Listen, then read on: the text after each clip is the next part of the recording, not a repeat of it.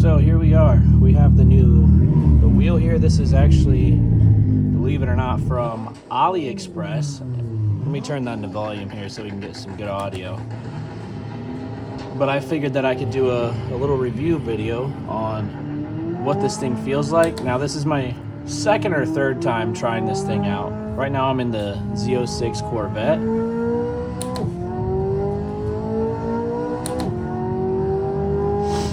So the wheel that I had on there before was Bull Boost Performance. It was heavier, it was more of a drifting type wheel. This is a GT3. This is by Ronesco, and it's a much lighter weight. Wow, he just hit me hard.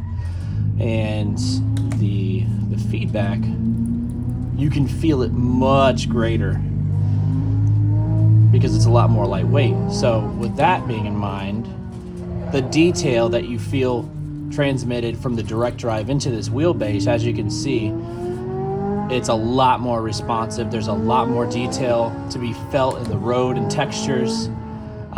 It just feels a lot more responsive and detailed. That's the best way to put it. Now, as far as the button hub, I am extremely impressed by it. The paddle shifters are very responsive. They're bouncy. They almost have a magnetic feel to them. Now, coming from a G920 wheelbase and going to that drifting wheel, I can't have a whole lot of comparison experience to go off of.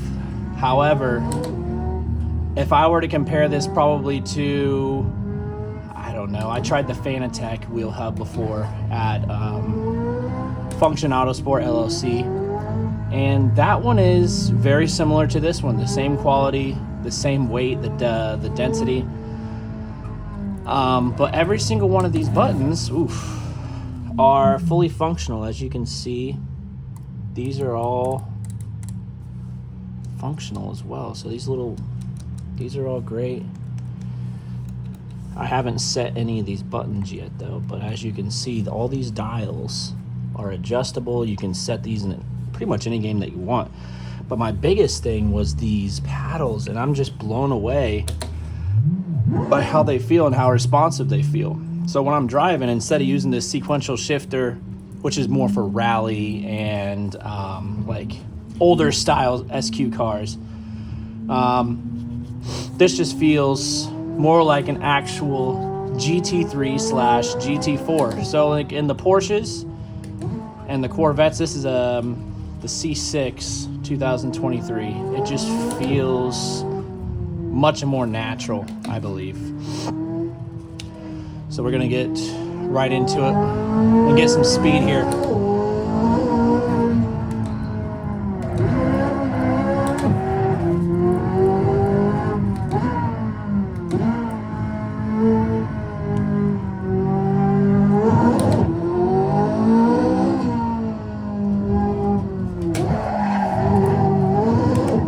So the detail is just absolutely incredible. I feel all of the road textures transmitted into this wheelbase.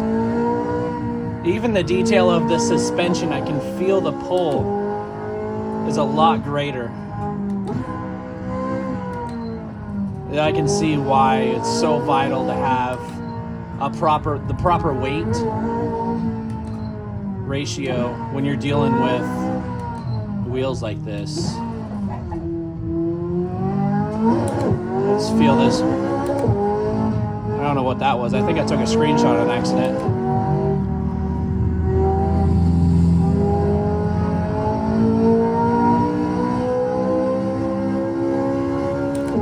Wow, it feels great. Oh boy. Too much. That's all right.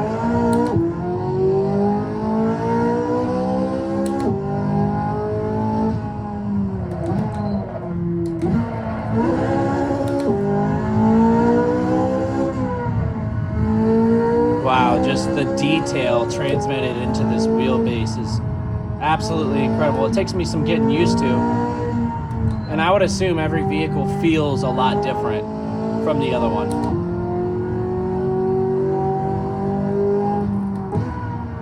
Yeah, the detail is just incredible. it's really hard to describe because before, the wheel that I had on here before was very heavy. I'll show you guys. You've probably seen it in my previous videos, but it was at least a pound heavier than this setup that I have here.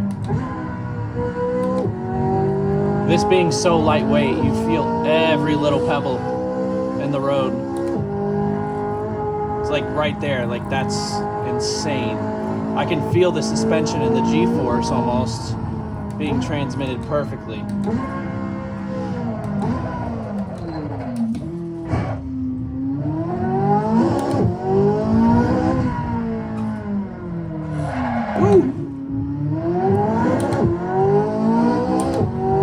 Very detailed and accurate. Very impressed so far.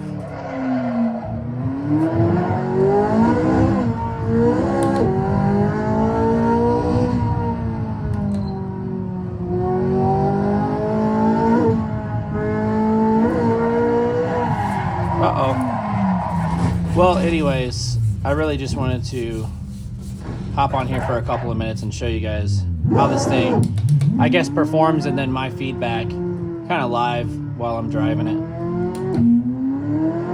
Is it worth it? Oh, I didn't even get into the price point. So when I bought it, it was, I think, $187 plus tax and shipping, a little over $200, right, just for the button hub.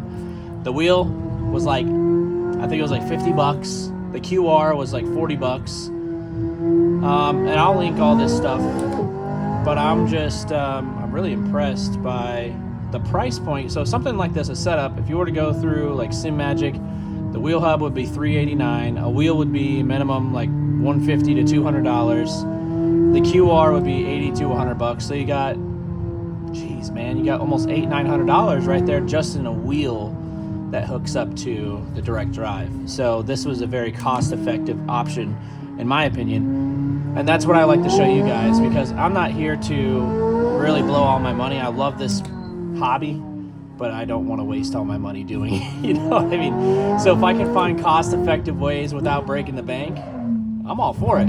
Especially if it brings the same quality, if not better quality.